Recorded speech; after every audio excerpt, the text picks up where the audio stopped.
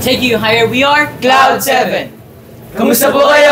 I'm C7 Lucas. Hi, I'm C7 Cairo. Hello po, I'm C7 Yohan. Hello po, I'm C7 Egypt. Hello po, I'm C7 Migs. Hello po, I'm C7 PJ. And I'm C7 Fian. Nice to meet you po! So today we will be playing a random game of bubunot po kami ng mga random questions and isa-isa po naming sasagutan.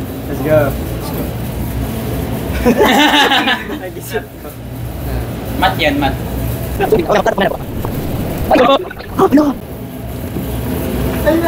Alam ko to. Okay, from right muna, Ian muna. Kung bigla kang naging invisible, ano na mong gagawin? Nakawa! Joke lang. Ano ba pwedeng gagawin? Joke lang yan. Ano ba pwede kong gawin? Siguro prank. Ayun, prank. Ano ang unusual item na laging nasa bag mo? Siguro, inhaler. Inhaler po. Sa ilong. Allergies po.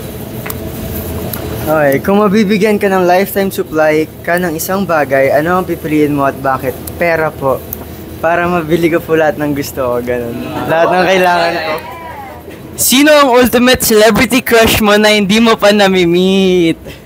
Paano po yun? Na-meet ko na po lahat ng celebrity crush ko. Wow! Joke lang, pero kung may celebrity crush po hindi pa nami-meet, siguro si Ate Catherine Bernardo po. Kasi most naman po ng celebrity crush ko po na-meet ko na pa. Siya na lang po yung hindi pa. Kung bibigyan ka ng time machine, anong taon ka pupunta? Siguro future para makita ko po yung kung ano pa nangyayari sa akin and kung ano pa nangyayari dun. Yun lang. Ano ang most embarrassing moment mo nung bata na hindi mo makalimutan na pwede mong i-share? Ako po nung maliit pa ako, ipinagmayabang ko na marunong ako lumangoy sa swimming pool. Tapos nung nakita nilang lumangoy ako, muntik na ako malunod. Tapos nagkatitigan kami lahat. Awkward. Ako naman po.